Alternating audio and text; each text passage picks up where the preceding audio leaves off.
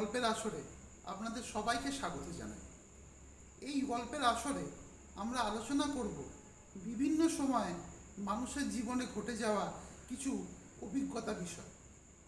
এই অভিজ্ঞতাগুলো থেকে আমরা কি শিক্ষা লাভ করি বা কি অনুভূতি লাভ করি, এই বিষয়গুলো আপনাদের সামনে উপস্থাপিত করাই আমার প্রধান লক্ষ্য। আজকে আমি আমার বন্ধুর জীবনে ঘটে যাওয়া একটা ঘটনা নিয়ে আপনাদের সামনে আলোচনা করতে এসেছি। আজ থেকে প্রায় 5 বছর আগেকার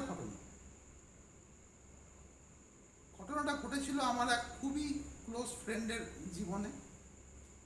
আর ব্যাপারটা হলো, সে তার মেয়েকে নিয়ে একদিন আমাদের ওখানে আমরা যেখানে থাকি সেখানে একটা খুব সুন্দর চিলড্রেন্স পার্ক আছে, সেই পার্কেই ঘটনাটা ঘটেছিল।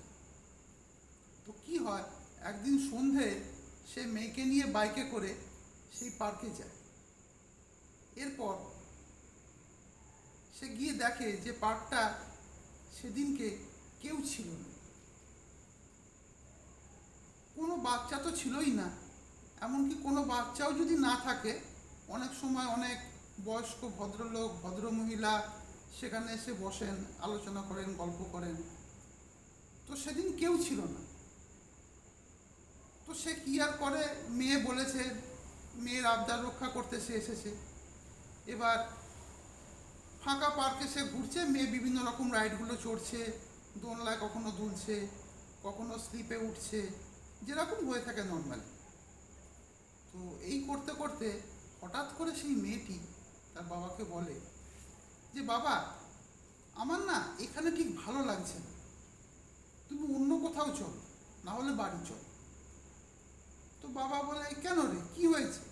বলে, না বাবা, আমার না ভালো লাগছে না, আমার কিরকম একটা লাগছে। তখন তার বাবা বলে, ঠিক আছে, কি আর করবি, তাহলে বাড়িই চল। একটা কাজ কর, তাহলে এই যে সিসটা আছে এইটা একটু একবার রাইডটা করে না, করে নিয়ে বাড়ি চল। সে বলে, আচ্ছা বাবা, ঠিক আছে। তো ফাঁকা পার্ক, কেউ নেই, সেই মেয়েটি একদিকে বসেছে আর তার বাবা তার উল্টো দিকে দাঁড়িয়ে সেই সিসটা প্রেস করছে। তো যখনই তার বাবা প্রেস করতে যায়, তার বাবা শরীরের সর্বশক্তি লাগিয়েও ওই সিসটাকে প্রেস করে আর তুলতে পারে। এবং তারপরে তার বাবারও একটা কাঁটা দিয়ে ওঠে এবং সেখান থেকে তারা চলে আসে। এইবার হয়েছে কি, তার বাবার একটু মোবাইলে ফটো তোলার শখ আছে। তো যখন ওই মেয়ে পার্কে ঘুরছিল, তার বাবা এমনি নানা রকম ছবি তুলছিল, কখনো নিজের সেলফি তুলেছে, কখনো মেয়ের ছবি তুলেছে, তো এইভাবে কখনো একটা গাছের ছবি তুলেছে, এরকম ছবি তুলছিল। তো এই করতে করতে ওই সিসতে বসানোর পর সে তার মেয়ের ছবি তোলে একটা। তো সেইখানে তার মেয়ের পেছনে একটা স্মোকি ফিগার, একটা ক্লাউডেড অবয়ব কিন্তু তার মোবাইলে ধরা পড়ে। এবং সেই ছবিটা আমি নিজের চোখে দেখেছি। এবং এরপর মেয়েটা জ্বরে ভোগে, সেরে ওঠে।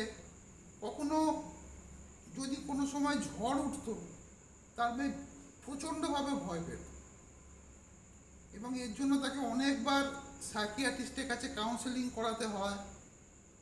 আপাতত সে ঠিক আছে মেয়েটি, কিন্তু 100% কিওর হয়নি, এখনও তার মাঝে মাঝে ভয় লাগে, খারাপ লাগে। তো যে জিনিসটা আমরা দেখতে পাই আর যে জিনিসটা আমরা দেখতে পাই না, তার মধ্যে যাকে দেখতে পাই তাকেই আমরা বিশ্বাস করি, আর যাকে দেখতে পাই না তাকে আমরা বিশ্বাস করি না। আমার মনে হয় কিছু না কিছু অবশ্যই আছে। ভগবান যদি থেকে থাকে তাহলে ভূতও আছে।